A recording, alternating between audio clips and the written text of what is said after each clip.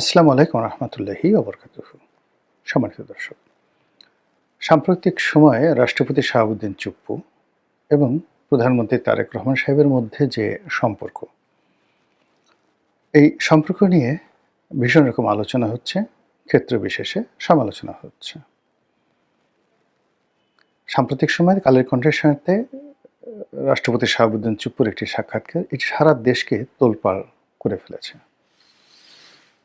এবং রাষ্ট্রপতি শাহাবুদ্দিন চুপ্পু খোলামেলাভাবে যে সকল কথাবার্তা বলেছেন, তাতে করে গত ১৭ মাসের যে সরকার, সেই সরকারের খাতগুলো,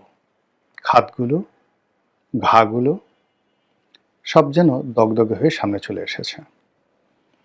এবং তিনি যেভাবে জনগণের দৃষ্টি আকর্ষণ করেছেন এবং যেভাবে তিনি জনগণের মধ্যে উত্তেজনা ছড়িয়ে দিয়েছেন, তাতে করে বেশিরভাগ জনমত তার পক্ষে এবং ডক্টর মোহাম্মদ ইউনূসের বিরুদ্ধে জনরোষ রীতিমতো ফুঁসে উঠেছে। রাষ্ট্রপতি শাহাবুদ্দিন চুপ্পুর এই সাক্ষাৎকারের পর অনেকে নড়ে চড়ে বসেছেন যে তিনি এই সময়টাতে সাক্ষাৎকার কেন দিলেন? আওয়ামী লীগের বুদ্ধিতে, কোনো গোয়েন্দা সংস্থার বুদ্ধিতে, নাকি বিএনপির গ্রিন সিগন্যালে? হতে পারে নানা কৌশল। সেই কৌশল কি? এই বিষয়গুলি নিয়ে আলোচনা করব। তার আগে বলে নেই যে শাহাবুদ্দিন চুপ্পু সাহেবের সঙ্গে তারেক রহমান সাহেবের সাম্প্রতিক যে অন্তরঙ্গ সম্পর্ক, বেশ কয়েকটি রাষ্ট্রীয় অনুষ্ঠানে তারা পাশাপাশি বসেছেন, পাশাপাশি হেঁটেছেন, একে অপরের সঙ্গে করমর্দন করেছেন। বিশেষ করে পিলখানা হত্যাকাণ্ডের অনুষ্ঠানে বনানী কবরস্থানে যখন রাষ্ট্রপতি গেলেন, তখন তারেক রহমান সাহেব সেখানে দাঁড়িয়েছিলেন প্রায় ৮ মিনিট রাষ্ট্রপতির জন্য। এটি নিয়ে সবাই বলার চেষ্টা করেছেন যে হা হা হা, শহীদ জিয়া রক্ত বলে কথা, বেগম জিয়া রক্ত বলে কথা, ভদ্রতা কাকে বলে?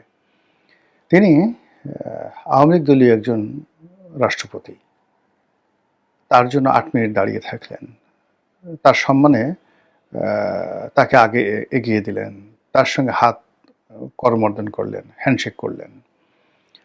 এটা নিয়ে তারেক রহমান সাহেবের যারা লোকজন গুণমুগ্ধ, তারা প্রশংসায় ভাসছেন যে না, নেতা তো এরকমই হওয়া উচিত। অন্যদিকে যারা শাহাবুদ্দিন চুপ্পু সাহেব, তাকে একটু সমালোচনা করতে চান, তারা টিটকারি করার চেষ্টা করছেন যে তারেক রহমান সাহেব তিনি রাজকীয় ব্যক্তিত্ব নিয়ে তিনি করমর্দনের জন্য এক হাত বাড়িয়ে দিয়েছেন, আর শাহাবুদ্দিন চুপ্পু সেই হাত ২ হাত দিয়ে চেপে ধরেছেন। এটা আন্তরিকতা হতে পারে, এটা আনুগত্য হতে পারে, এটা মিনতি হতে পারে, এটা আকুতি হতে পারে, হোয়াট এভার মেবি। তো তারেক রহমান সাহেবের সঙ্গে তার কোনো কালে এরকম সম্পর্ক ছিল না, বা সম্পর্ক থাকার কোনো কারণ নেই, রিজন নেই, যে কারণে তিনি ওইরকম একটা পরিবেশে, একেবারে শোকবহ একটা পরিবেশে, তাও আবার কবরস্থানে, যেন তেন জায়গায় নয়, কবরস্থানে দাঁড়িয়ে তিনি তারেক রহমান সাহেবের ২ হাত, মানে নিজের ২ হাত দিয়ে তারেক রহমান সাহেবের ১ হাত চেপে ধরবেন। গদগদ হয়ে কী বলেছেন আমরা জানি না। তার যারা সমালোচক, তারা বলার চেষ্টা করছেন, বাপু গো, আমাকে একটু রেখে দেওয়া যায় না, বা আমাকে একটু রেখে দাও গো, বা আমাকে রাখলে তোমাদের অনেক কল্যাণ হবে। এই জিনিসগুলো টিটকারি করছে মানুষ।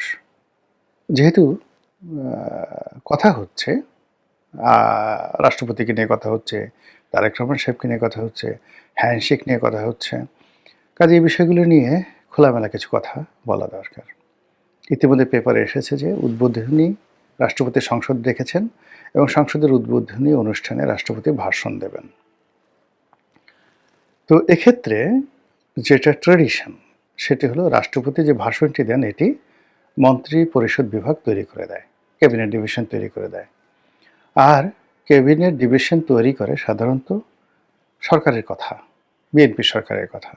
সবাই বলাবলি করছে যে এবারের ভাষণে জুলাই আগস্ট বিপ্লবের সময়টিতে শেখ হাসিনা এবং তার বাহিনী, তার তাবেদার, তার ছাত্রলীগ, যুবলীগ, আওয়ামী লীগ যে নির্মমতা চালিয়েছে, যে গুলি করেছে, সেটাকে সাহিত্যের ভাষায় হৃদয় বিদারক করে সুন্দর একটি রচনা লিখে সেটি রাষ্ট্রপতিকে দিয়ে পাঠ করানো হবে। এটি রাষ্ট্রপতির জন্য খুবই বিব্রতকর। তিনি ছাত্রলীগের বাই প্রোডাক্ট, মুক্তিযোদ্ধা, এবং শেখ হাসিনা তাকে অনেক মহব্বত করে ওই পদে বসিয়েছেন। পরবর্তীকালে তাদের মধ্যে কিছু টানাপোড়েন হয়েছিল, এটা সীমিত। কিন্তু তিনি কোনো অবস্থাতেই শেখ হাসিনা তার প্রতি যে দয়া দেখিয়েছেন, দাক্ষিণ্য দেখিয়েছেন, এটি তাকে কিয়ামতের ময়দানে পর্যন্ত শেখ হাসিনাকে কদমবুসি করতে হবে। এর কোনো বিকল্প নেই। শেখ হাসিনার প্রতি কৃতজ্ঞ থাকতে হবে।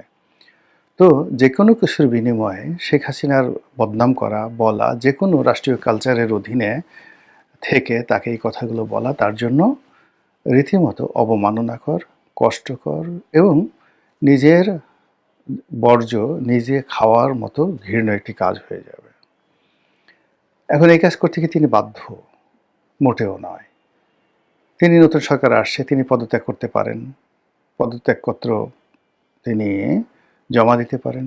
এমনকি তিনি বলতে পারেন যে নতুন রাষ্ট্রপতি নিয়োগ না হওয়া পর্যন্ত তিনি সংসদের অধিবেশন ডাকবেন না এবং নতুন রাষ্ট্রপতির হাতে ক্ষমতা হস্তান্তর করে তারপর তিনি যাবেন আর নতুন রাষ্ট্রপতি সংসদে বিদায়ী ভাষণ দেবেন। এটা তার জন্য কোনো বিষয় নয়। আর তিনি যখন গতানুগতিক এই কাজগুলো করবেন, আলটিমেটলি তার মুখ দিয়ে শেখ হাসিনার কথা বলতে হবে, তার বিরুদ্ধে কথা বলতে হবে এবং তার নিজের কর্মকাণ্ড সম্পর্কেও তাকে বাজে কথা বলতে হবে। এখন তিনি এই কাজটি কেন করবেন, এটা তার ব্যক্তিগত বিষয়। ২ নম্বর হলো যে বিএনপি কেন তাকে দিয়ে এই কাজটি করাতে চাচ্ছে। যদি নেতিবাচক অর্থে আমরা ধরি, তাহলে বলতে পারেন যে এটা বিএনপির এক ধরনের উৎসব। মানে কোনো সন্তানকে দিয়ে যদি তার পিতাকে গালি দেওয়া যায়, তারপরে কোনো কন্যাকে দিয়ে যদি তার মাকে গালি দেওয়ানো যায়, কোনো জামাতাকে দিয়ে যদি তার শ্বশুরকে চর থাপ্পড় মারা যায়, এটা দেখতে যারা এই কাজটি করান তাদের জন্য ভীষণ রকম আনন্দদায়ক এবং এটি অসাধারণ একটি দৃশ্য তাদের জন্য। তো সেই কাজটি বিএনপি যদি করাতে পারে, শেখ হাসিনাকে তারা গালাগালি করলেন না, তারা কিছুই বললেন না, তারা বরং রাষ্ট্রপতিকে দিয়ে বলালেন এবং সব ক্ষোভ, ক্রোধ এগুলো রাষ্ট্রপতির উপর গিয়ে পড়লো। আওয়ামী লীগের লোকজন বলবে হায় হায় স্যা স্যা, এত বড় একটা বেঈমান। মির্জাফর তো অনেক ভালো ছিল, মোশতাক তো অনেক ভালো ছিল, মোশতাক কার্যত বঙ্গবন্ধুকে তো এভাবে গালাগালি করে নাই। তো এই চুপ্পু কী করলো, আমরা কি করলাম, ছি ছি ছি ছি ছি, এই ধরনের কথাবার্তা হতে থাকবে এবং চুপ্পু সাহেবের শরীর ভালো, স্বাস্থ্য ভালো, তিনি হয়তো আরও দীর্ঘদিন জীবিত থাকবেন। আর রাষ্ট্র ক্ষমতা কী জিনিস, এটি কচুর পাতার পানির মতো, আজ আছে তো কাল নেই। এই যে ইনুস সাহেবের এত ক্ষমতা আজ নেই, শেখ হাসিনার এত ক্ষমতা আজ নেই, তারেক রহমান সাহেবের এত ক্ষমতা কাল যে থাকবে, নট লাইক দ্যাট। আবার যে তারেক রহমান সাহেব চলে গেছিলেন, তিনি ফিরে এসেছেন, আবার যে আওয়ামী লীগ চলে গেছে সে যে আবার আসবে না, তাও তো কোনো গ্যারান্টি নেই। তো সেক্ষেত্রে আওয়ামী লীগ যদি আসে, তাহলে তারেক রহমান সাহেবের আগে এই যে তাদের যে চুপ্পু সাহেব, এদেরকে ডলা দেবেন বেশি। চুপ্পু সাহেব এবং চুপ্পু সাহেবের মধ্যে যারা আছেন তাদেরকে ডলা এমনভাবে ডলা দেবেন, পাটার উপরে রেখে পুঁতা দিয়ে মরিচ যেভাবে বাটে ওইভাবে বাটনা দেবে যদি শেখ হাসিনা জীবিত থাকে, এবং সেটা চুপ্পু সাহেব খুব ভালো করে জানে। ফলে এখানে চুপ্পু সাহেবকে একটা ঝুঁকি নিতে হচ্ছে, ভীষণ রকম ঝুঁকি নিতে হচ্ছে এবং সেই ঝুঁকিটা তিনি যে নিচ্ছেন বা নিবেন, এটা এমনি এমনি তিনি নেবেন না। তিনি এত বোকা ব্যক্তি নন। তিনি বিএনপির কাছ থেকে তার মেয়াদের পূর্ণ গ্যারান্টি এবং সেফ এক্সিটের গ্যারান্টি না পাওয়া পর্যন্ত তিনি এই ঝুঁকি নিয়েছেন, নেবেন বলে আমার বিশ্বাস হচ্ছে না। বাকিটা তার ব্যাপার। এটা গেল চুপ্পু সাহেবের ব্যাপারে কথা। দ্বিতীয়ত হলো যে শাহাবুদ্দিন চুপ্পুকে রেখে দেওয়াটা তার মেয়াদ পর্যন্ত কিংবা এরপরেও সে যদি বিএনপিতে যোগ দেয়, অসুবিধাটা কী? কত মানুষ যোগ দিচ্ছে না? আমিও তো বিএনপিতে যোগ দিয়েছিলাম, সমস্যা কী? এতে সুবিধা হলো বহু। আমি এখানে ৭টা সুবিধার কথা বলছি, আসলে এখানে শত শত সুবিধা রয়েছে। সেই সুবিধা হলো যে গত ১৭ মাসে যে কর্মকাণ্ডগুলো ঘটেছে, সেই কর্মকাণ্ডের ধারাবাহিকতা একটা নির্বাচন হয়েছে। এখন রাষ্ট্রপতি যদি হাটে হাড়িয়ে ভাঙেন, যেমন শেখ হাসিনা পদত্যাগ করেননি, তারপর প্রধান বিচারপতি থেকে শুরু করে অন্যান্য বিচারপতিদের যে অভিশংসন, সেটা নিয়ম মোতাবেক হয়নি, হাইকোর্টের পুনর্গঠন হয়নি। এই বিষয়গুলো যখন রাষ্ট্রপতি তার মুখ দিয়ে বলবেন, অথবা তিনি এই বিষয়গুলো ধামাচাপা দেবেন না, অথবা বঙ্গভবনে যে ডকুমেন্টেশনের দরকার আছে, রাষ্ট্রপতি যদি এখন বিএনপির সাথে যুক্ত হন এবং তিনি যদি ব্যাকডেট দিয়ে যে ডকুমেন্টগুলো আছে সেই ডকুমেন্টগুলো তিনি তৈরি করেন। অনেকগুলো ডকুমেন্ট তার সাইন করা প্রয়োজন পড়বে, স্বাক্ষর করা প্রয়োজন পড়বে এবং সেগুলো তিনিও ভাবেননি, বিএনপিও ভাবেননি। তো সেই জিনিসগুলো যদি তিনি ওখানে বসে, বসে করেন তাহলে এই যে তারেক রহমান সাহেবের ক্ষমতা গ্রহণ, নির্বাচন করা, সরকারের স্থায়িত্ব এগুলোর একটা কন্টিনিউইটি থাকবে, ধারাবাহিকতা থাকবে, সাস্টেনেবিলিটি থাকবে, কনসিস্টেন্সি থাকবে। কিন্তু যদি উনি চলে যান, বিদেশে চলে যান, বই লিখেন, এই যে জিনিসগুলো বর্ণনা করেন সেটা আজকে না হোক, কালকে না হোক, কোনো দিন যদি ক্ষমতার পট পরিবর্তন হয়, গণেশ উল্টে যায়, তখন এর প্রত্যেকটা জিনিসের জন্য বহু মানুষকে ফাঁসির দড়িতে চড়তে হবে। বোঝার চেষ্টা করেন শেখ হাসিনা পুরো যে সংবিধানকে যেভাবে সংশোধন করে গিয়েছিলেন তাতে করে মানে রাষ্ট্রদ্রোহিতা এবং সংবিধান লঙ্ঘনের ব্যাপারে যে সকল মারাত্মক অপরাধের কথা বলা হয়েছে এইগুলো, এছাড়া প্রায় ১৩৭টি যে অধ্যাদেশ জারি হয়েছে সেই অধ্যাদেশের ভূত ভবিষ্যৎ, এর বাইরে এই যে নির্বাচনের আগে পরে যে ঘটনাগুলো ঘটেছে এবং নির্বাচন ইঞ্জিনিয়ারিং নিয়ে যে সকল কথাবার্তা শোনা যাচ্ছে, তাতে করে শাহাবুদ্দিন সাহেবকে রেখে যদি অনেক কিছু ছাই চাপা দেওয়া যায়, ধামা চাপা দেওয়া যায়, সেটা বিএনপির জন্য হয়তো নিরাপদ। অন্যদিকে জনাব চুপ্পু যেভাবে তারেক রহমান সাহেবের প্রতি আনুগত্য দেখাচ্ছেন, আন্তরিকতা দেখাচ্ছেন, তারপরে ওনাকে দেখতেও তো বেশ অন অ্যাভারেজ যে বাংলাদেশে লোকদের যে চেহারা, উনি চশমা পরলে, কোট পরলে, হাঁটলে রাষ্ট্রপতির মতোই মানায়।